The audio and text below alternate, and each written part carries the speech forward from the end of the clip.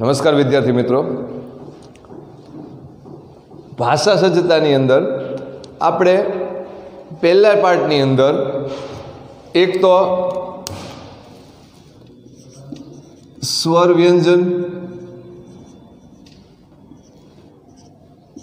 બીજો મુદ્દો જોવા જઈએ તો વિભક્તિ પરિચય,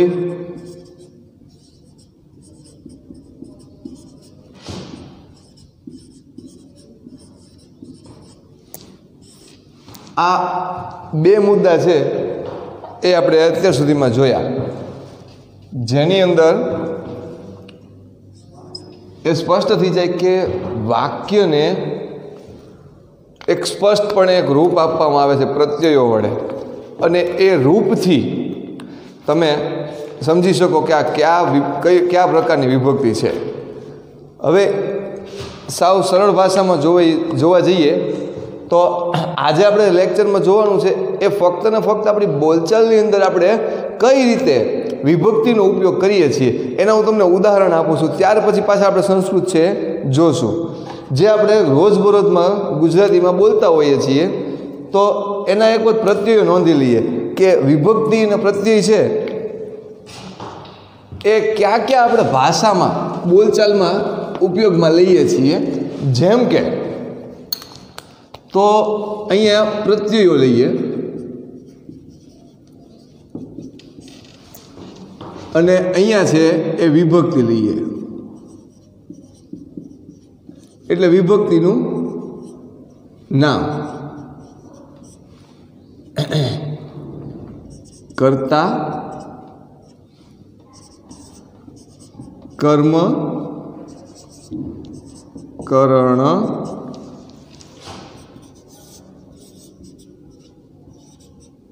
સંપ્રદાન, અપાદાન, સંબંધક,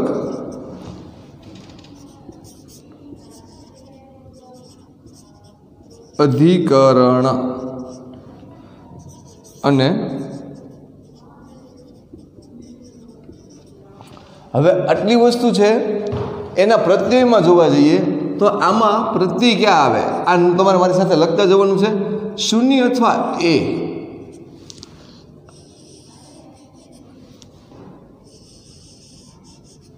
આની અંદર ને પ્રત્યય લાગે. આ ગુજરાતીમાં એટલે સમજાવું છું કે આપણે બધું બોલચાલમાં ઉપયોગમાં લઈએ જ છીએ. ત્યારબાદ છે તો અહીંયા કરણ વિભક્તિ, આ વિભક્તિનું નામ છે. તો અહીંયા પ્રત્યયો ક્યાં લાગે છે વાક્યમાં? થી,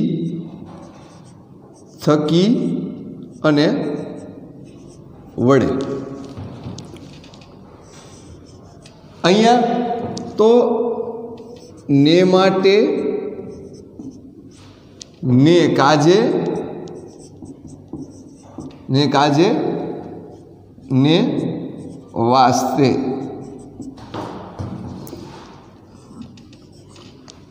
અપાદાન આમાં છે થી, માંથી અને પરથી.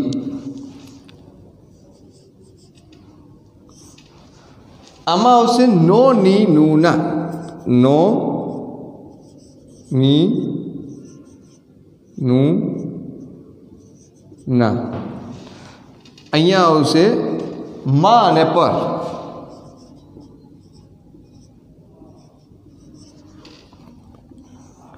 અને અહીંયા હે.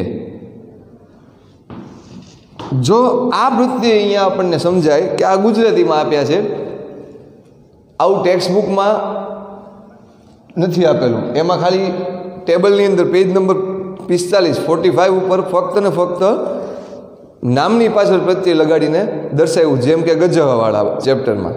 એટલે ગજવાળું જે ટેબલ છે, ગજહ, ગજમ, ગજેન, ગજાય, ગજાત, ગજસ્ય, ગજે અને હે ગજ. હવે આ હું મારી શૈલીમાં બહુ સરળ કરવાની કોશિશ કરું છું, ધ્યાન આપજો અહીંયા. હવે આ પ્રત્યય આપણે ક્યાં વાપરીએ છીએ? વિભક્તિનું નામ કર્તા, જેમાં કર્તા જ મુખ્ય સ્થાને હોય, બરાબર. એ રામ છે, એ કોણ છે?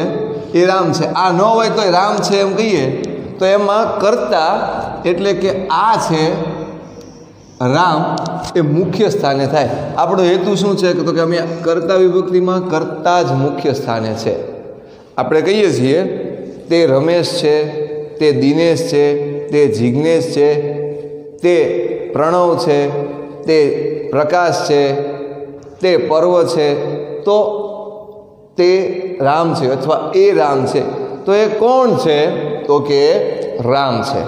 હવે અહીંયા એ સ્પષ્ટ થાય કે એ રામ છે અથવા રામ છે.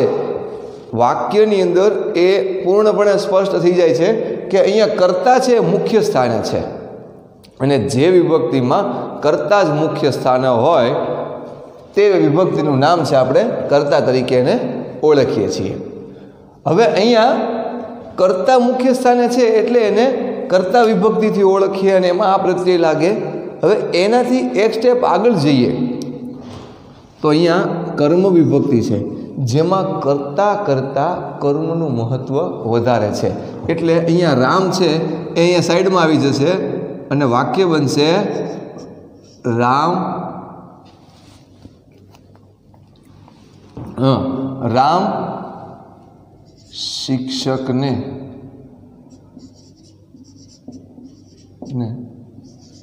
કહે છે. રામ કોને કહે છે? શિક્ષકને કહે છે. તો જો ને આવ્યો પ્રત્યય અહીંયા, અથવા રામ અથવા શિક્ષકને કહે છે, રામને કહે છે, તો અહીંયા ને પ્રત્યય આવ્યો. રામ શિક્ષકને કહે છે તો અહીંયા ને છે ને એ અહીંયા આપણી કર્મ દર્શાવે. શું શિક્ષકને શું કહે? શું તો કે કહે છે. તો અહીંયા કર્મનું મહત્વ થયું શિક્ષકને. તો એ અહીંયા બીજી વિભક્તિમાં દર્શાવવામાં આવ્યું છે. હવે અહીંયા કરણ, કરણ એટલે વાક્યની અંદર થી થકી વડેનો જ્યાં ઉપયોગ આવતો હોય ને એ, અથવા તો સીધી વાત કરું તો હું જે પેનથી લખું છું તો મારા હાથમાં પેન છે તો હું પેન વડે લખું છું. તો અહીંયા હું એમ લખું, અહીંયા થી થકીને વડે. જો વાક્ય છે શિક્ષક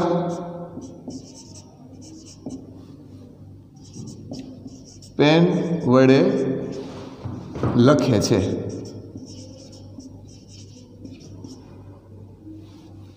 શિક્ષક કેના વડે લખે છે? પેન વડે. જો આ વડે શબ્દ આવ્યો, પેન થકી, પેનથી લખે છે. તો આ શબ્દનો પ્રયોગ છે એ અહીંયા સ્પષ્ટ થઈ જાય.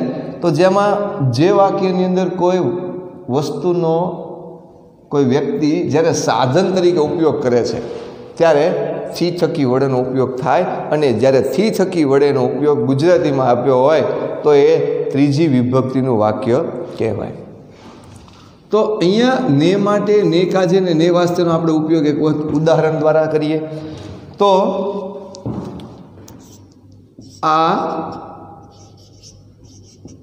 પુસ્તક માટેનું, પુસ્તક માટે અથવા પુસ્તક ને માટે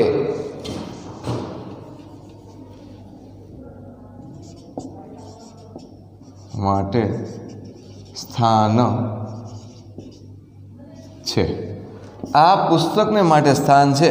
જો ને માટે, ને કાજે, ને વાસ્તે, મેં તમારે વાસ્તે આ વાનગી સાચવી રાખી, મેં તમારા કાજે પબ્લિકની વચ્ચે કાંઈ કહ્યું નહીં. જો ને માટે, ને કાજે, ને વાસ્તે આપણે ઘરે રોજબરોજમાં આ વસ્તુ ઉપયોગમાં લઈએ છીએ. તો એનો અર્થ એમ થાય ને માટે, ને કાજે ને ને વાસ્તેનો ઉપયોગ રોજબરોજમાં કઈ રીતે? આ પુસ્તકને માટે સ્થાન છે, આ ચંપલને માટે સ્થાન છે, આ વંદનને યોગ્ય સ્થાન છે, આ વંદન માટે યોગ્ય વ્યક્તિ છે. જો ને માટે, પુસ્તકને માટે.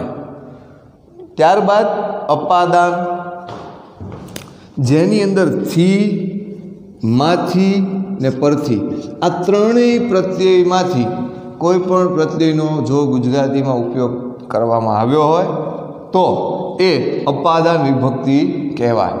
दाखला तरीके वृक्ष परथी फूल पड़े छे।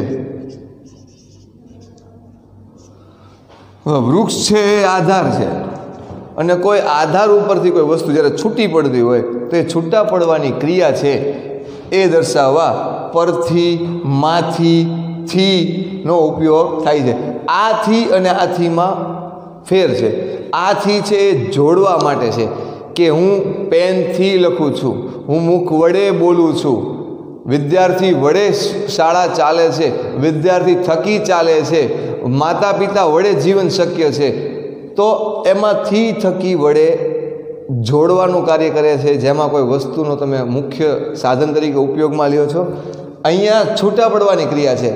मुखमांथी श्लोक बोलाय छे, मुखमांथी वाक्य आवे छे।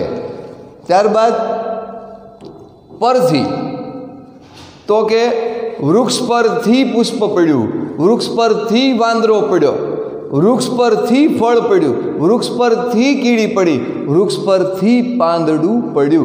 तो परथी छूटा पड़वानी क्रिया दर्शाववा माटे थी माथी ने परथीनो उपयोग थाय छे। आथी जोड़ायेलुं छे अने आ छूटा पड़वानी क्रिया दर्शाववा माटे थीनो उपयोग करवामां आवे छे। आ तमने ख्याल छे कि नो नी नू ना एटले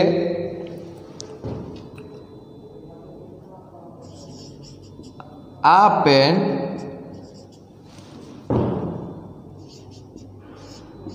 प्रणवनी छे। तो आ पेन कोनी छे? आ पेन प्रणवनी छे। तो जो प्रणवनी नो नी ना, नो नी नू ना। हवे आमा ने आमा आपणे एम कहीए कि आ पुस्तक कोનું છે? आ पुस्तक रमेशનું છે। પછી तो के आ मार्कर कोनी छे? आ मार्कर कोनी छे? आ मार्कर शिक्षकनी छे। आ वॉच कोनी छे? आ वॉच शिक्षकनी छे। ज्यां नो नी नू ना ए दर्शाववामां आव्या होय त्यारे ए संबंधक विभक्ति तरीके ओळखातुं वाक्य गणाय। आ पेन प्रणवनी छे। नोनी नूनानो आपणे उपयोग आ दरेक प्रत्यय में एटले अहींया स्पष्ट कर्या कि जे आपणे रोजबरोजमां आपणा वाक्यनी अंदर बोलता आव्या छे एना बधा ज प्रत्ययो छे ए विभक्ति छे ए आपणे अहींया स्पष्ट थई जाय। हवे मां अने पर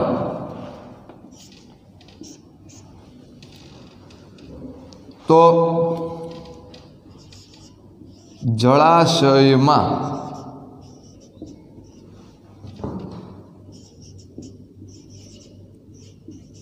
माछलीओ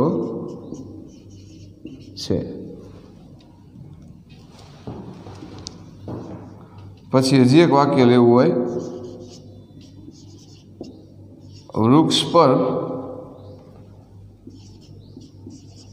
पक्षीओ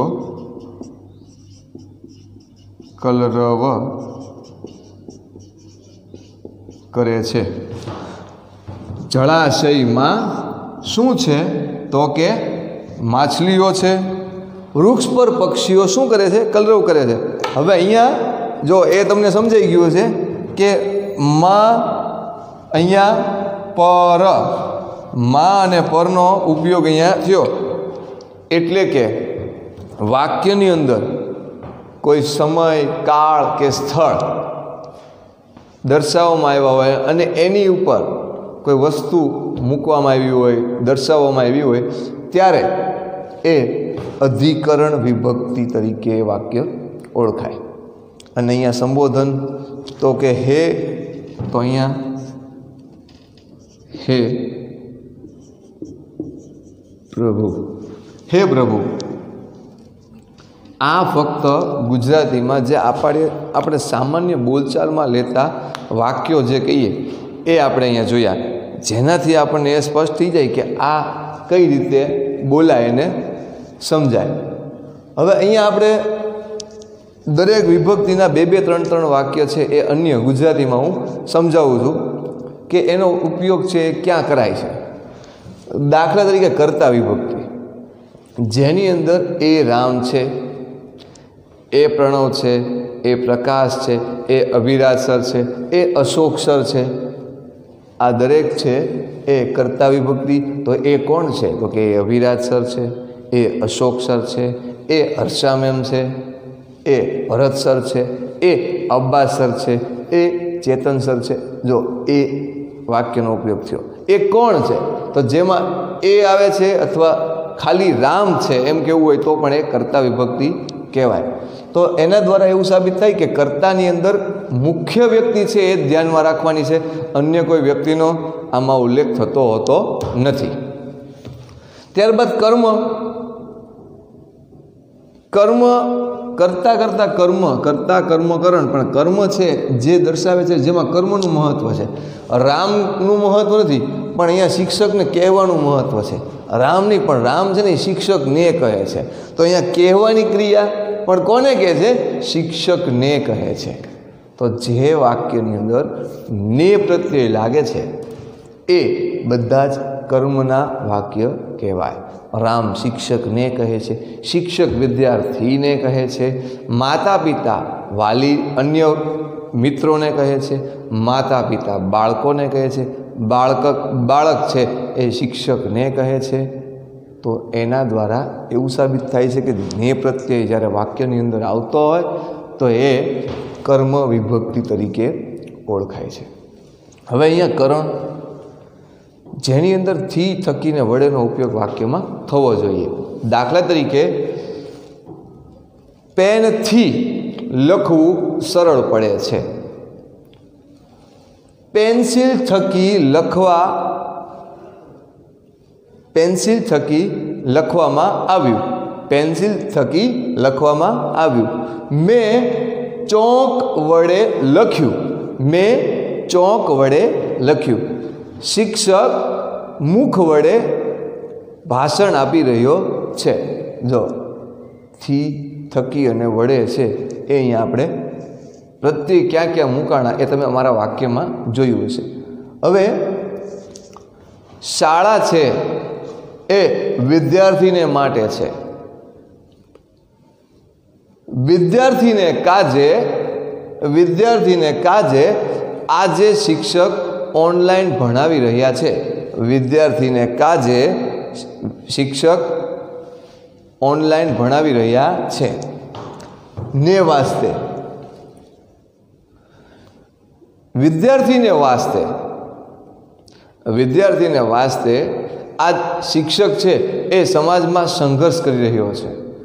વિદ્યાર્થીને વાસ્તે આ શિક્ષક સમાજમાં સંઘર્ષ કરી રહ્યો છે. કેમ? કારણ કે ઓનલાઈન ભણાવવા માટે જો ટેકનિકલ બાબત પણ ન જાણતો હોય તો પણ એ તમને સમજાવવા કાંઈ પણ શીખી અને તમને વધુમાં વધુ સરળ ભાષામાં સમજાવવાની કોશિશ કરે છે. તો ને વાસ્તે, વિદ્યાર્થીને વાસ્તે, તો ને માટે ને કાજે ને વાસ્તેનો ઉપયોગ કર્યો. અપાદાન વિભક્તિ, જે વાક્યની અંદર કોઈ સ્થળ, કોઈ વિશેષ વસ્તુથી કોઈ વસ્તુ છૂટી પડે છે, છૂટા પડવાની ક્રિયા જ્યાં જ્યાં આવે છે એ બધી જ શું કહેવાય? તો કે અપાદાન વિભક્તિ કહેવાય. દાખલા તરીકે મારા હાથમાંથી પેન પડી. મારા મુખમાંથી વાક્ય આવ્યું. ઝાડ પરથી ફળ પડ્યું. ઝાડ પરથી, વૃક્ષ પરથી ફૂલ પડ્યું. ઝાડ પરથી પાંદડા પડ્યા. વૃક્ષ પરથી ફળો પડ્યા. વૃક્ષ પરથી ચકલી પડી. વૃક્ષ પરથી વાંદરો પડ્યો. થી, માંથી, પરથી. ચોપડીમાંથી જ્ઞાન મળ્યું.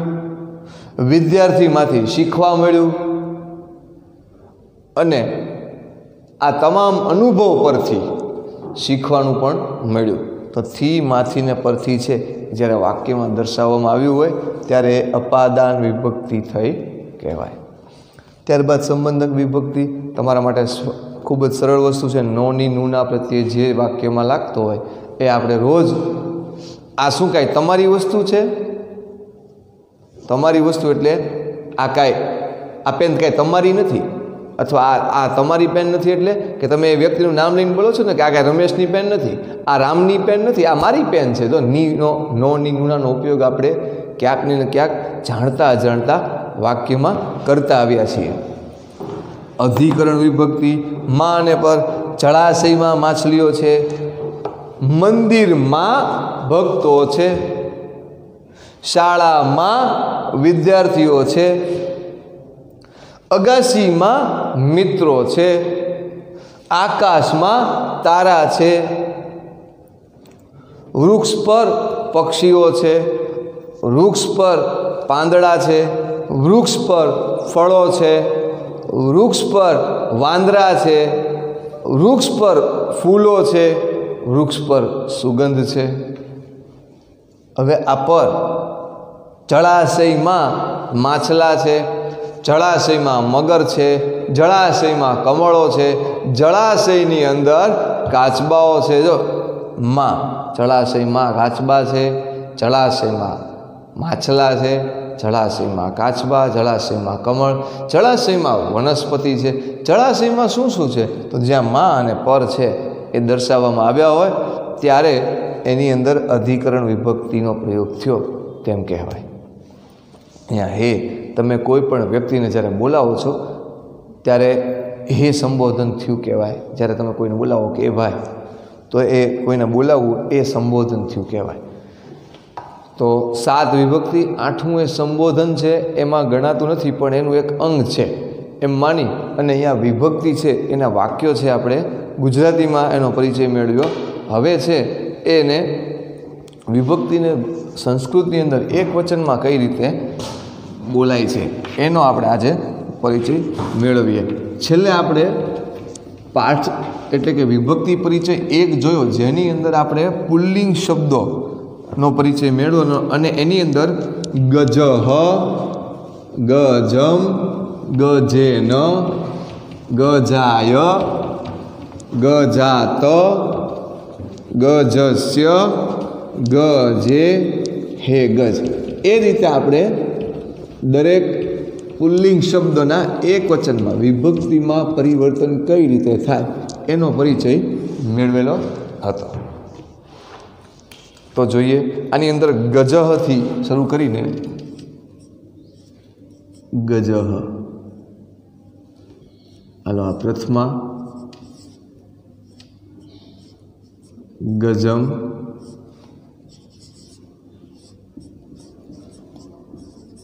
ગજેન, ગજાય, ગજાત, ત્યારબાદ ગજસ્ય,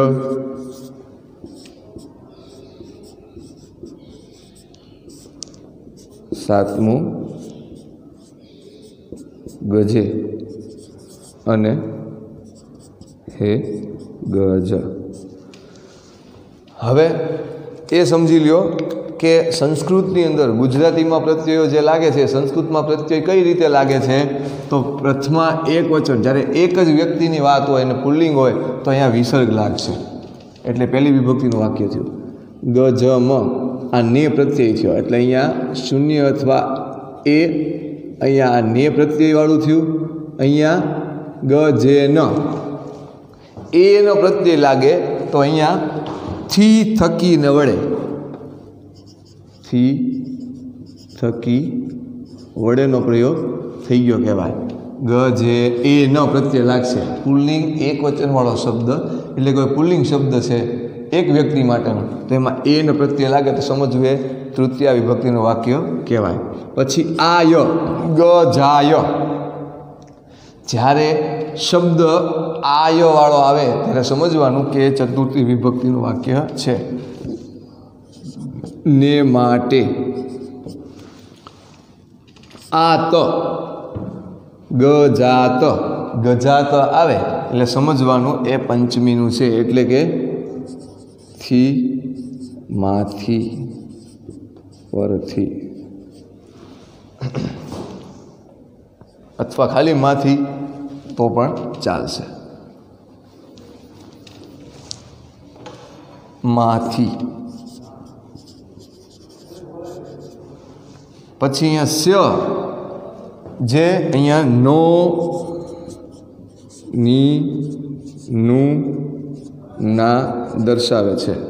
સ્ય. રામસ્ય, ગણેશસ્ય, શિવસ્ય, સાવનસ્ય, અભિરાજ સરસ્ય, અભિરાજસ્ય.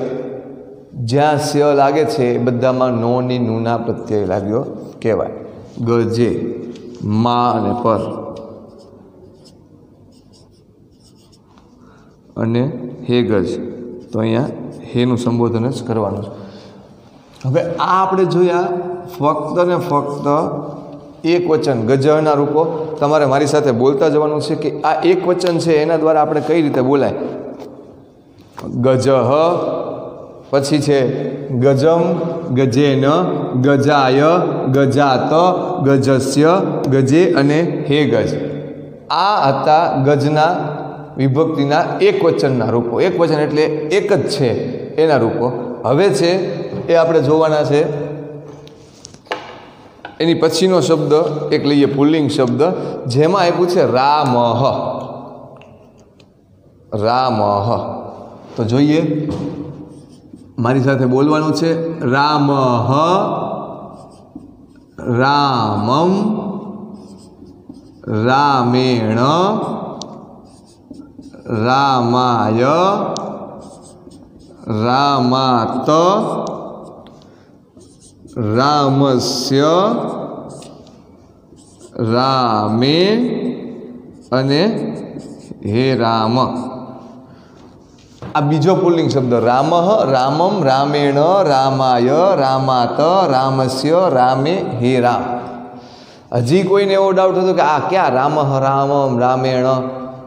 આ આપણે જે પ્રત્યય ગુજરાતીમાં જોયા એ જ પ્રત્યય જ્યારે કોઈ શબ્દ સાથે સંસ્કૃતમાં જોડાય તો આ સ્વરૂપ હોય એનું. રામહનું, રામમનું, રામેણનું, રામાય, રામાત, રામસ્ય, રામે ને હે રામ. પ્રત્યય લાગી ગયા. સંસ્કૃતમાં પ્રત્યય લાગે ત્યારે એ શબ્દની સ્થિતિ આવી હોય છે. ત્યારબાદ હજી જોઈએ ગણેશ. ગણેશ, આમાં આપણને આપ્યા છે કે પુલ્લિંગ શબ્દો હોય તો ક્યાં ક્યાં આવે. તો આપ્યું છે નૃપઃ. નૃપઃ,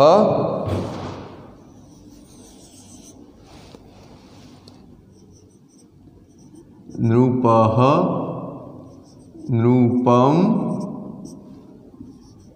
નૃપેણ, નૃપાય, નૃપાત, નૃપસ્ય. નૃપ એટલે રાજા. નૃપસ્ય નામ દશરથ. નૃપસ્ય નામ, નૃપસ્ય નામ દશરથ.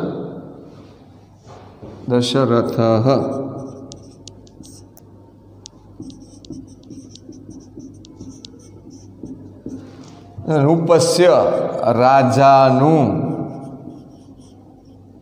નામ દશરથ છે.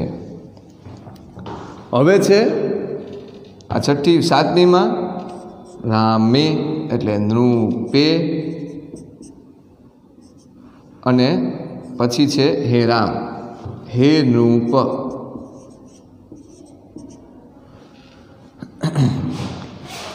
આ નૃપ જોયું. હવે ગણેશ લઈએ. ગણેશ, ગણેશમ, ગણેશેન, ગણેશાય. ગણેશાય નમઃ આવે ને ગણેશ ચતુર્થીમાં આપણે જોયું. ગણેશાય નમઃ. ગણેશાત, ગણેશસ્ય, ગણેશસ્ય પુત્ર લાભ, ગણેશસ્ય પુત્ર શુભ, ગણેશસ્ય ભાર્યાયાઃ નામ રિદ્ધિ, ગણેશસ્ય ભાર્યા નામ સિદ્ધિ, રિદ્ધિ સિદ્ધિ છે એ ગણેશના પત્નીનું નામ છે. રામે, હે રામ. તો આપણે પુલ્લિંગની અંદર એના રૂપો એટલે કે એક વચનની અંદર કઈ કઈ રીતે બોલી શકાય એનો પરિચય મેળવ્યો. હજી એક શબ્દ જોઈએ, મકરહ. મકરહ, મકરહ તમારે મારી સાથે બોલવાનું છે આ રૂપો પ્રમાણે.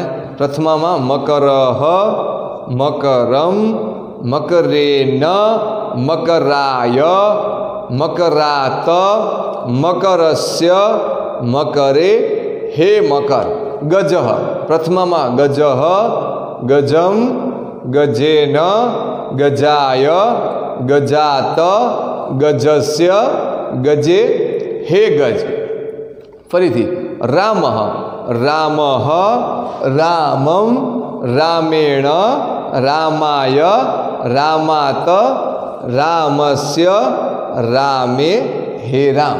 નૃપઃ, નૃપઃ, નૃપમ, નૃપેણ, નૃપાય, નૃપાત, નૃપસ્ય, નૃપે, નૃપે, નૃપે, હે નૃપ. ગજઃ, ગજમ, ગજેન, ગજાય, ગજાત, ગજસ્ય, ગજેન, હે ગજ. શિવઃ, શિવઃ, શિવમ, શિવેન, શિવાય.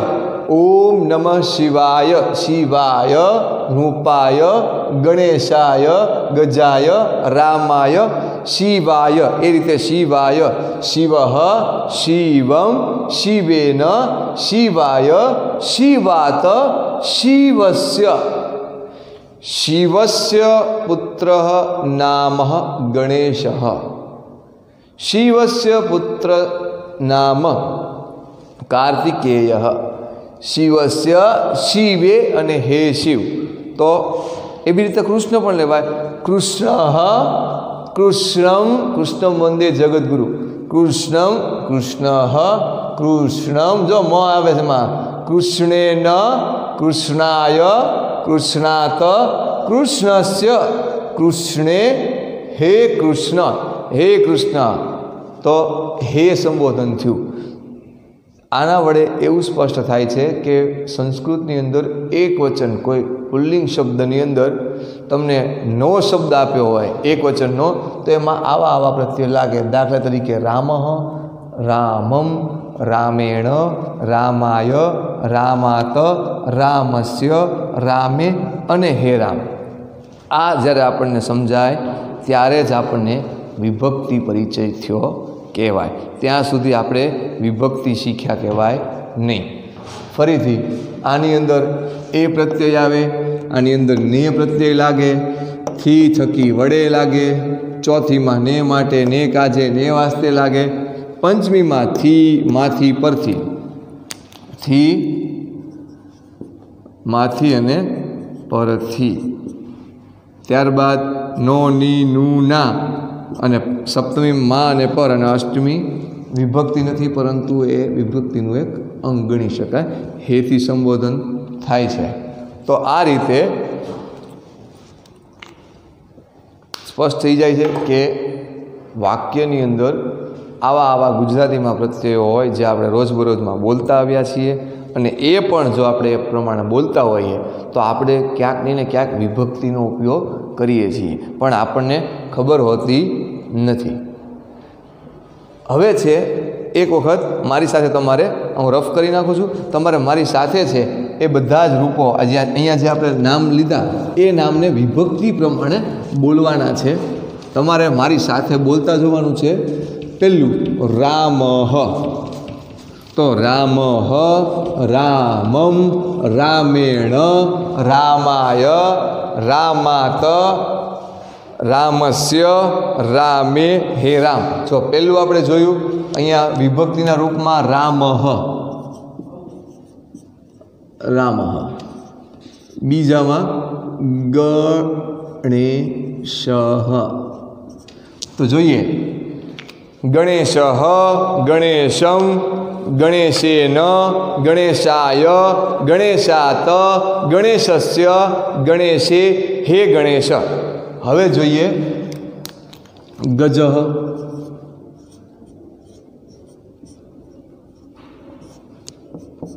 गजः, गजम, गजेन, गजा, गजाय, गजात, गजस्य, गजे, हे गज। ત્યારબાદ गज પછી शिवः, शिवः, शिवं, शिवेन, शिवाय, शिवात, शिवस्य, शिवे, हे शिव। હવે લઈએ મકરઃ।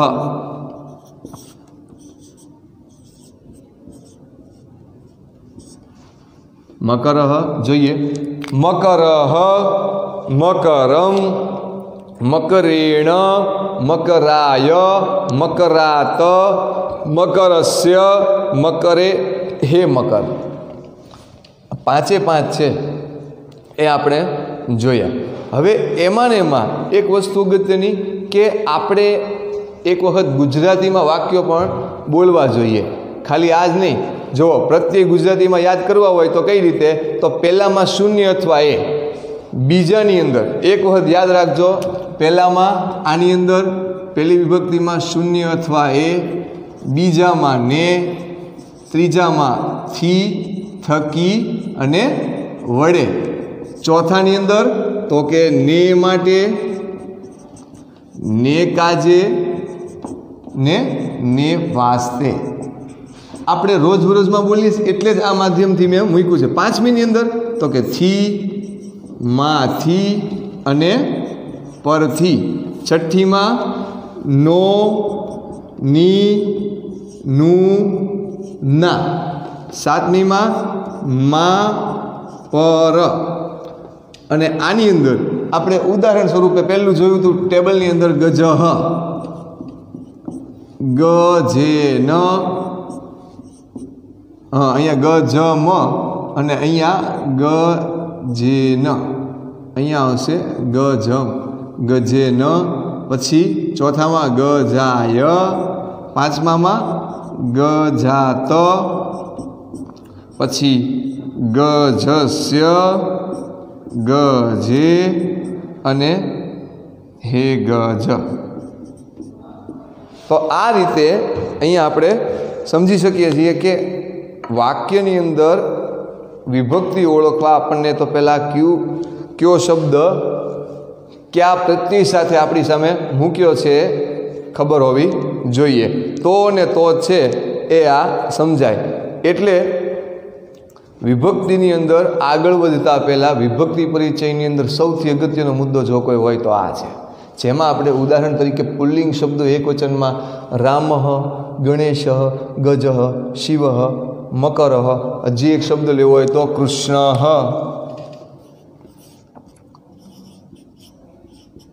કૃષ્ણ, કૃષ્ણ, કૃષ્ણમ, કૃષ્ણેન, કૃષ્ણાય, કૃષ્ણાત, કૃષ્ણસ્ય, કૃષ્ણે અને હે કૃષ્ણ। તો આ પ્રમાણે એ સમજાઈ જાય આપણને કે વાક્યની અંદર શબ્દ કઈ રીતે મૂકવામાં આવ્યો છે એની પરખ હોય તો ને તો જ આપણને વિભક્તિ આવડી કહેવાય। અહીંયા ગજઃ, ગજમ, ગજેન, ગજાય, ગજાત, ગજસ્ય, ગજે અને હે ગજ। તમારે છે એ શું કરવાનું છે, તો તમારું આજનું હોમવર્ક છે એ લખી લ્યો, જેની અંદર અહીંયા હું જે શબ્દો આપું છું એ શબ્દને તમારે વિભક્તિની અંદર એક વચનમાં આપણે જે અહીંયા બોલ્યા ને એ જ વસ્તુ અહીંયા લખવાની છે, પણ અહીંયા હું તમને જે શબ્દો આપું છું એ શબ્દો ઉપર આપણે લખવાનું છે। લખીએ આજે આજનું આપણું હોમવર્ક। આપેલ પુલ્લિંગ શબ્દો રામઃ, મકરઃ, ત્યારબાદ ગજઃ, નૃપઃ, રામઃ, મકરઃ, ગજઃ, નૃપઃ, શિવઃ,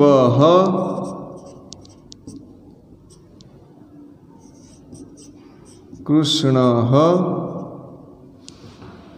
એટલે 1 2 3 4 5 ને 6 આ આપેલા પુલ્લિંગ શબ્દો ને વિભક્તિના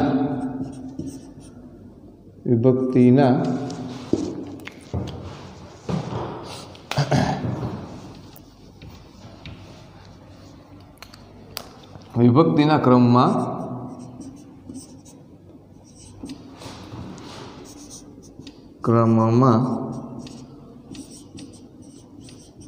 સંસ્કૃતમાં એટલે કઈ રીતે આ પુલ્લિંગ શબ્દો એક વચનમાં તમારે અત્યારે લખવાનું છે. દાખલા તરીકે રામથી આપણે શરૂ કર્યું હતું. હમણાં જે વસ્તુ અહીંયા શીખ્યા એ જ વસ્તુ રામ રામમ રામેણ રામાય રામાત રામસ્ય રામેન હે રામ મકરઃ મકરમ મકરેણ મકરાય મકરાત મકરસ્ય મકરે અને હે મકર ગજઃ ગજેન ગજઃ ગજમ ગજેન ગજાય ગજાત ગજસ્ય ગજે અને હે ગજ. પછી નૃપઃ નૃપઃ નૃપમ નૃપેણ નૃપાય નૃપાત નૃપસ્ય નૃપે હે નૃપ. અહીંયા જોઈએ. ત્યારબાદ છે શિવ શિવ શિવં શિવેન શિવાય શિવાત શિવસ્ય શિવે અને હે શિવ. કૃષ્ણ કૃષ્ણ કૃષ્ણમ કૃષ્ણેન કૃષ્ણાય કૃષ્ણાત કૃષ્ણસ્ય અને હે કૃષ્ણ.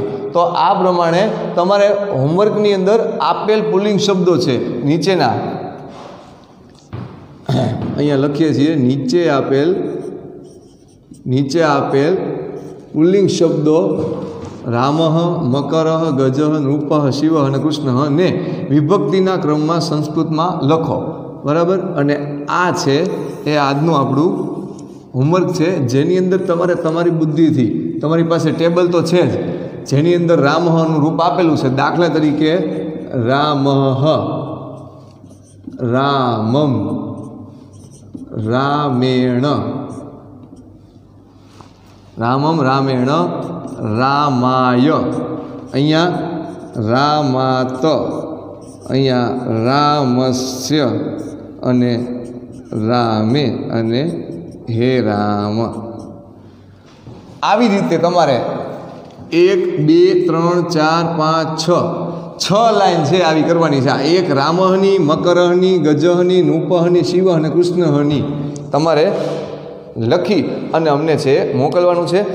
આ શીખ્યા પછી એક વચન વિભક્તિને એક વચન, દ્વિવચન ને બહુવચનમાં કઈ રીતે લખાય અને એને વાક્યમાં કઈ રીતે જોવાય, સમજાય, એનો પરિચય આપણે નેક્સ્ટ લેક્ચરની અંદર મેળવશું. અને એમાં પણ એનો એક અગત્યનો મુદ્દો છે એ આપણે શીખીશું. અત્યારે છે એ અહીંયા સુધી રાખીએ છીએ. ફરી પાછા આગળના ચેપ્ટરમાં એટલે કે આગળના મુદ્દા સાથે મળીશું. અસ્તુ. જય હિન્દ.